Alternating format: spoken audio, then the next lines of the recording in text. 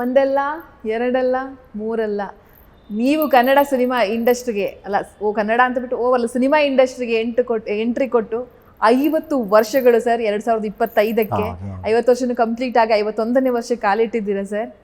ಹೇಗಿದೆ ಸರ್ ಆ ಫೀಲ್? ಏನು ಅದು ಹೇಳಿದ್ನಲ್ಲ, ಅದೆಲ್ಲ ಮರೆತು ಬಿಟ್ಟಿದ್ದೀನಿ. ಮುಂದಕ್ಕೆ ಏನು ಮಾಡ್ತಾ ಇದ್ದೀನಿ. ಆದ್ರೂ ಕೂಡ 50 ವರ್ಷ ಈಜೋದಂದ್ರೆ ಏನು ಕಡಿಮೆನಾ ಸರ್? ಇನ್ನು 50 ವರ್ಷ ಈಜಬೇಕಲ್ಲ, ಅದಕ್ಕೆ ಸ್ಟ್ರೆಂತ್ ಇರ್ಬೇಕು ನಮಗೆ. ತಯಾರಿ ಹೆಂಗೆ ನಡೀತಾ ಇದೆ ಸರ್? ನಡೀತಾ ಇದೆ, ಸ್ಕ್ರಿಪ್ಟ್ಗಳು ಮಾಡ್ತಾಯಿದ್ದೀನಿ. ಒಂದು ಹಿಸ್ಟಾರಿಕಲ್ ಸಬ್ಜೆಕ್ಟು ಮಾಡ್ತಾಯಿದ್ದೀನಿ, ಒಂದು ಸೋಷಿಯಲ್ ರೆಲೆವೆನ್ಸ್ ಫಿಲಮು ಮಾಡ್ತಾಯಿದ್ದೀನಿ.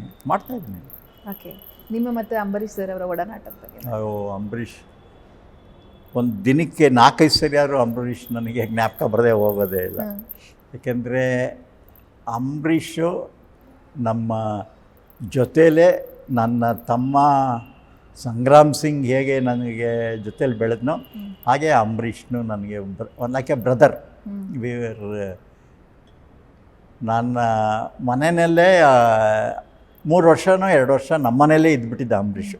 ಅವ್ರ ಮನೇಲಿ ಏನೋ ಗಲಾಟೆ ಮಾಡ್ಕೊಂಡು ಬಂದುಬಿಟ್ಟಿದ್ದ, ಅವ್ರ ತಂದೆ ಕಾರ್ ಕೊಡಿಸಿಲ್ಲ ಅಂತ. ಆವಾಗ ನಮ್ಮ ಮನೆಯಲ್ಲೇ ಇದ್ದ. ನಮ್ಮ ಮನೆಯಲ್ಲಿ ಮಾಡಿ ಮನೆ, ಅದ್ರ ಕೆಳಗಡೆ ಒಂದು ಬ್ಯಾಚುಲರ್ ಕ್ವಾರ್ಟರ್ಸ್ ಇತ್ತು. ನಾನು ನನ್ನ ತಮ್ಮ ಇರ್ತಿದ್ವಿ. ಸೊ ಅಲ್ಲೇ ಒಂದು ಬೆಡ್ ಇಟ್ಕೊಂಡು ಅಲ್ಲೇ ಅಂಬರೀಷ್ ಇದ್ದು. ಸೊ ಅಲ್ಲಿಂದ ಅಂಬರೀಷ್ನ ನನಗೆ ಗೊತ್ತು. ನನ್ನ ಒಂದು ಮೋಟರ್ ಸೈಕಲಲ್ಲಿ ನಾನು, ವಿಷ್ಣು, ಅಂಬರೀಷ್ 3 ಜನ ಮೈಸೂರಲ್ಲಿ ತಿರುಗಾಡ್ತಾ ಇದ್ವಿ. ಪುಟ್ಟಣ್ಣ ಕರೆದು ಒಂದು ದಿವಸ ನಾನು ಬೈದರು, ಅವರಿಬ್ಬರು ಆ್ಯಕ್ಟ್ರುಗಳು ಕಣೋ, ನೀನೆಲ್ಲ ಸಂತೆಪೇಟೆಲೆಲ್ಲ ಅವ್ರನ್ನ ಶೋ ಮಾಡಿ ಕರ್ಕೊಂಡು. ನಾನಿಲ್ಲ ಸರ್, ಅವರೇ ಹೋಗಬೇಕು, ಅಲ್ಲಿಗೆ ಹೋಗಬೇಕು, ಅಲ್ಲಿ ದೋಸೆ ತಿನ್ನಬೇಕು, ರಾಜು ಹೋಟ್ಲಿಗೆ ಹೋಗಬೇಕು ಅಂದರೆ ಹೋದ್ವಿ ಸರ್ ಅಂತ. ಸೊ ಹಾಗೆ ನಮ್ಮನೆ ಎಲ್ಲ ಆಗು ಹೋಗುಗಳಲ್ಲಿ ಅಂಬರೀಷ್ ತುಂಬ ಇದ್ದ. ಆಮೇಲೆ ನಮಗೆ ಒಂದು ಅಂಬರೀಷ್ ಕಂಡ್ರೆ, ನಾನು ಅಂತ ಮಾಡುವಾಗ entire Kannada film industry was against. ಯಾಕೆ ಸರ್? ಅವನೇನು ರೀ ಹೀರೋ ಅಂತ, ಅವನು ವಿಲನ್ನ ತಗೊಂಬಂದು ನೀವು ಹೀರೋ ಮಾಡ್ತಾಯಿದ್ದೀರಾ ಹೆಂಗೆ ಅಂತ. ಇಲ್ಲಪ್ಪ, ನಾನು ಅಂಬರೀಷ್ ಅಂತಲ್ಲ, ಅಂಥದ್ದು ಕನ್ವರ್ಲ್ ಅಲ್ಲಿ ಕ್ಯಾರೆಕ್ಟ್ರಿಗೆ ಅವ್ನು ಸೂಟ್ ಆಗ್ತಾನೆ ಅಂತ. ಸೊ ಯಾರೂ ಒಪ್ಪಲಿಲ್ಲ ಫಸ್ಟು, ಯಾರೂ ಒಪ್ಪಲಿಲ್ಲ, ಫೈನಾನ್ಸು ಕೊಡಲಿಲ್ಲ. ಪಿಕ್ಚರ್ ಅರ್ಧದಲ್ಲೇ ನಿಂತೋಯ್ತು ಪಾಪ. ಆವಾಗ KCN ಚಂದ್ರು ಅವರು ಮಾರುತಿ ಅವರ ರಿಲೇಟಿವ್ ಆಗಿದ್ದರಿಂದ ಚಂದ್ರು ಅವರು ಫೈನಾನ್ಸ್ ಮಾಡಿ ಪಿಕ್ಚರ್ ಮುಗಿಸ್ಕೊಟ್ರು. ಚಂದ್ರು ಅವರು ಆಮೇಲೆ ಪಿಕ್ಚರ್ ನೋಡಿ ಕೂಡ ಅವ್ರಿಗೂ ಇಷ್ಟ ಆಗಲಿಲ್ಲ ಪಿಕ್ಚರ್.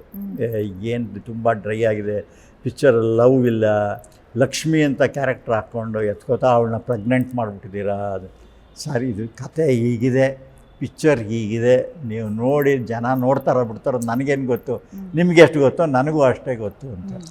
ಕೊನೆಗೆ ಪಿಕ್ಚರ್ ರಿಲೀಸ್ ಆದಮೇಲೆ ಎಂಟೈರ್ ಇಂಡಿಯಾನೇ ಇಲ್ಲಿತ್ತು ಅವತ್ತು ಆ ಪಿಕ್ಚರ್ ನೋಡೋದಕ್ಕೆ. ಏನು ಪ್ಯಾನ್ ಇಂಡಿಯಾ ಸಿನಿಮಾ, ಎಷ್ಟು ಲಾಭ ಆಯಿತು ಸರ್? ಇದು ರೆಕಾರ್ಡು. ಇವತ್ತಿನ ರೇಟ್ಗೆ ಏನು ನೀವು KGF ಅಂತೀರೋ ಅದೇ ಲೆವೆಲ್ಗೆ ಅಲ್ಲ. 500 ರೂಪಾಯಿ ಟಿಕೆಟ್ ಬ್ಲ್ಯಾಕ್ ಆವಾಗಲೇ 500 ರೂಪೀಸ್. ಆಮೇಲೆ ಕಂಟಿನ್ಯೂಸ್ 8 ಶೋಸ್, 2 ಆಪ್ರೇಟರ್ಗಳು ಎಲ್ಲ ಕಡೆ ಆಲ್ ಓವರ್ ಕರ್ನಾಟಕ. ಒಬ್ಬ ಆಪ್ರೇಟ್ರು 12 ಗಂಟೆಗೆ ಹೋದರೆ ಮತ್ತೆ ಇನ್ನೊಬ್ಬ, ಯಾಕೆಂದರೆ ಆ ಥರ ಕಂಟಿನ್ಯೂಸ್ ಶೋಸ್ ನಡೆದಿದ್ದು ಇನ್ನು ಯಾವ ಹಿಸ್ಟ್ರಿನಲ್ಲಿ ಯಾವ ಪಿಕ್ಚರು ಎಲ್ಲೂ ಇಲ್ಲ ಅಂತ ಕಾಣುತ್ತೆ, ಇಂಡಿಯಾದಲ್ಲೇ ಇಲ್ಲ ಅಂತ ಕಾಣುತ್ತೆ. ಆ ಥರ ಒಂದು ಫೆನಾಮಿನಲ್ ಸಕ್ಸಸ್ ಆಯಿತು ಕತೆ. ನನಗೇನಾದರೂ ಅದೊಂದು ಖುಷಿ ಅಂದರೆ, ಅಂಬರೀಷನ್ ತಗೊಂಬಂದು ಯಾವ ಹೀರೋ ಸಪೋರ್ಟ್, ಬೇರೆ ಹೀರೋ ಸಪೋರ್ಟ್ ಇಲ್ಲದೇ ಪಿಕ್ಚರ್ನ ಹಿಟ್ ಮಾಡೋದಲ್ಲ, ಅದು ಬೇಡ ಅಂದವರು ಅವತ್ತು ಸಕ್ಸಸ್ ಆದಾಗ ನೆಕ್ಸ್ಟ್ ಅವ್ರ ರಿಯಾಕ್ಷನ್ಗಳೆಲ್ಲ ಹೆಂಗಿತ್ತು ಸರ್? ಅದು ಗೆದ್ದಿರ್ತೀನಿ ಬಾಲ ನಮ್ಮಲ್ಲಿ, ಬಿಡಿ ನೀವೇ ಕರೆಕ್ಟ್ ಸರ್ ಅಂತ. ಬಟ್ ನಮಗೆ ಅದು ಇವ್ರ ಕ್ಯಾರೆಕ್ಟರ್ಸ್ ಎಲ್ಲ ಗೊತ್ತಿರುತ್ತೆ.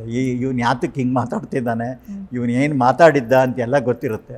ಸರಿ, ಸುಮ್ಮನೆ ನೋಡ್ಬಿಟ್ಟು ಸೈಲೆಂಟಾಗಿ ಅದನ್ನು ಮನಸ್ಸಲ್ಲಿ ಇಟ್ಕೊಳ್ಳಲ್ಲ ನಾನು. ಯಾವುದೇ ವಿಚಾರ ಆದರೂ ಬಿಟ್ಬಿಡ್ತೀನಿ. ಆಯ್ತಲ್ಲಪ್ಪ ಮಾಡಿದ್ದೀವಿ, ಈಗ ನೆಕ್ಸ್ಟ್ ಏನು ಮಾಡಬೇಕು ಅನ್ನೋದೇ ಯೋಚನೆ ಇತ್ತು ಅಷ್ಟೇ ವಿನ ಅದರಲ್ಲೇ ಒಂದು ಚರಿತ್ರೆ ಕ್ರಿಯೇಟ್ ಆಯಿತು ಅಂತ.